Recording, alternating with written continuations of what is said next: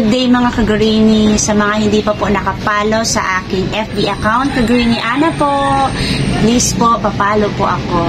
And for today's video, ito po ang aking Kalanchoe Lavender Scallop. Tinatawag din siyang pink succulent. Dalawa po yung pot ko na ganito. Hook hanging yung gamit kong pot. Ganito po siya. Dahil nakalagay po ito sa aking vertical. At best recommended ito for the beginners. Kung nag-iisip kang mag-collect ng succulent, mga lush type o kaya mga bushy type muna ang iyong i-collect. Kasi hindi ka mahihirapan. Paramihin, alagaan. Huwag ka muna doon sa mga rosette type. Kagaya ng mga Echeveria, parang rose yung type nila na hindi nakaganito, hindi nakapalumpong. Isang ganun lang. Rose cabbage, neon breaker, mga black prince. Huwag ka muna sa mga ganon yung rosette kasi medyo mahirap sila alagaan. Pero hindi naman lahat kasi may mga mababait naman na Echeveria na madaling alagaan. Like yung ito, white one, yan. Mabait siya alagaan. Pero kung beginners ka, ito muna, yung mga lash type muna, lalo na yung mga Kalanchoe. May mga magaganda rin naman yung Kalanchoe. Kung ayaw mo naman ng ito, lavender scallop. Pero kapag beginners talaga, hindi nawawala ito dahil madali lang alagaan. Ang potting mix nito ay simple lang din. Ang sun exposure nito ay, nandun to kasi sa vertical ko. Ang vertical ko po ay full sun from morning until afternoon yun, 5 p.m. Kaya pwede ito sa morning sun at saka pwede rin ito sa afternoon sun. Lumalabas yung pagiging lavender scallop niya kapag sobra po siya talagang natatamaan ng sikat ng araw. Nagkulay green sila kasi madalas po ang ulan ngayon dito sa amin, sa area namin sa Manila. Kaya green po yung mga ano ko ngayon, mga succulent ko. Pero pag summer talaga naman, ano sila, yung parang halos nanunuyo na sila sa sobrang stress. At yung kanyang watering po ay nakadepende lang sa ulan. So, kailan lang uulan, dun lang po sila nadidiligan. Okay lang din po yun sa mga lavender scallop. At ngayon, dahil ayan nagagano na sila. Nagbibend na sila, kaya magka-cut ako. Medyo dadamihan ko po yung pag-cut ko kasi ipapantay ko lang po yung laki niya. Ayan, madami na. Parang siguro 1 to 2 inches lang yung taas na gagawin ko. Ito mga ano na siya Ayan, mga natutumba na, natatanggal na, at saka may mga roots na. Ayan po yung hitsura niya ng lavender scallop. Ayan siya. Ito mga bagong tubo. Magka-cut po ako dito. Ayan. May roots na siya Ayan may roots na siya. At saka pwede po i-propagate ito through leaf lang po. Madali lang din po ito magkaroon ng offset. Paggamit niyo po ang leaf propagation. Dito po, dyan po siya tutubo. Ayan. Yung buong ito niya magkakaroon po ng offset ng ganito. Kaya madali lang po siya paramihin. Maglalagay po ako nito ng panibago sa hook hanging. Ito po yung prepare ko. Ayan. Diyan ko po siya ilalagay.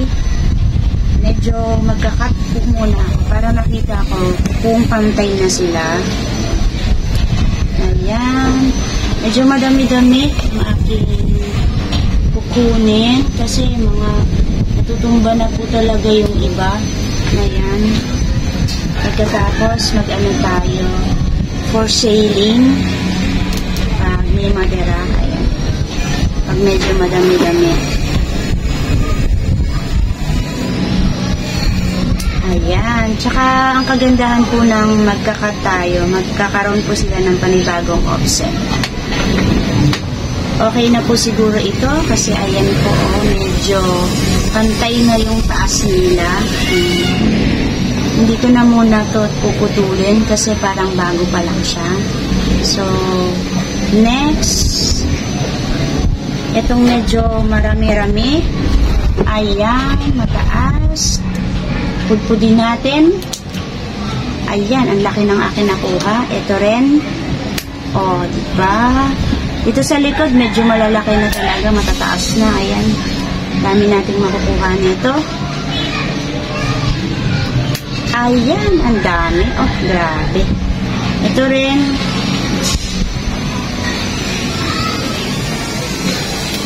Ayan.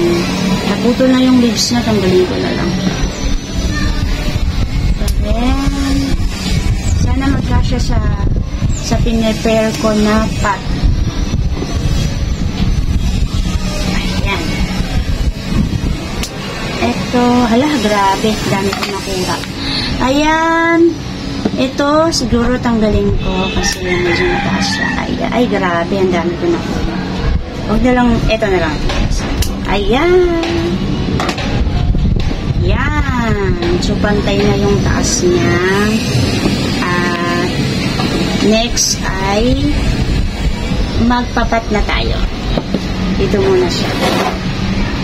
Ayusin ko lang. Yan. So, ito yung una kong tinanggal. Pantay na siya. Kanina mataas. Sobrang mataas. So, ilagay ko lang dito yung papatungan. At ito yung hook hanging na gagamitin ko. Ayan po siya. Unahin ko po yung mga matataas. Ang ginagawa ko po dito ay maglalagay po ako ng cinnamon. Ididip ko lang po siya sa cinnamon. Itong pinagputulan ko. Medyo magtatanggal po ako ng mga leaves kasi ano siya parang pud-pud. Hindi natin siya matutusok. Tutumba kasi siya. Ayan. Ito ang laki So, ano natin? Cut na natin. At cinnamon. Lagay ko lang po ng cinnamon. At itusok na natin. Tusok lang po. Ganyan lang. Ayan. Tatansyahin ko lang po kung gano'ng kadami yung mailalagay ko. Yung hindi naman sila magdidikit-dikit. Ayan. Diba? Siguro 4 sa harapan.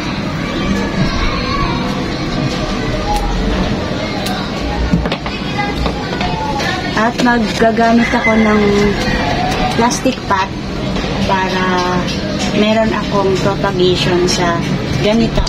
Yan. Kasi wala pa akong propagation sa ganyan. Puro hook hanging.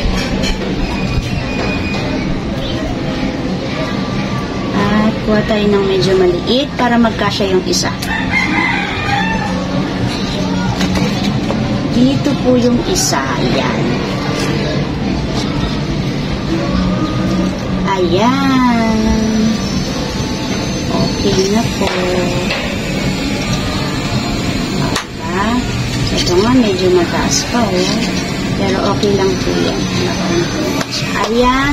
Tapos meron pa pong space dito sa likod kaya pwede pa po natin siyang lagyan. Ayan.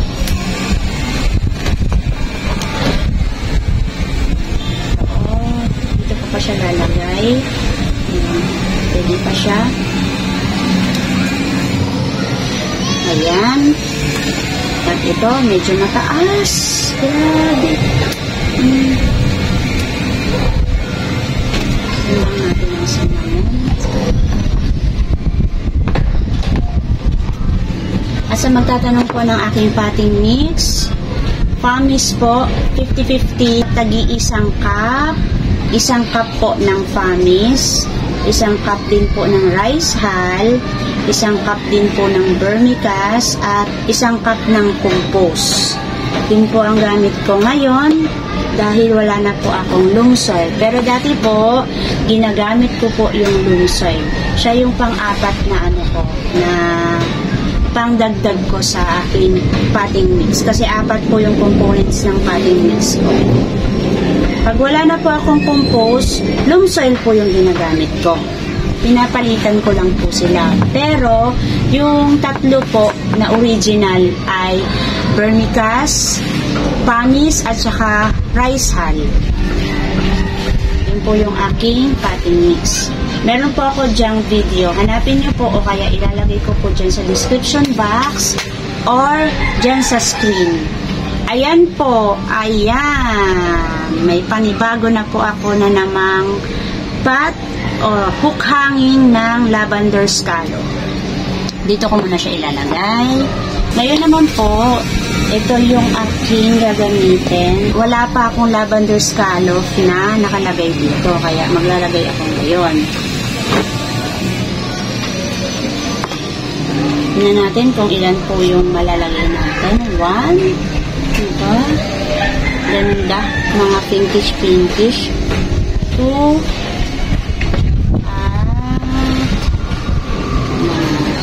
parang 3 lang. Kasi pag 4, magsisiksikan na siya. Ayan. Diba? Tcharan!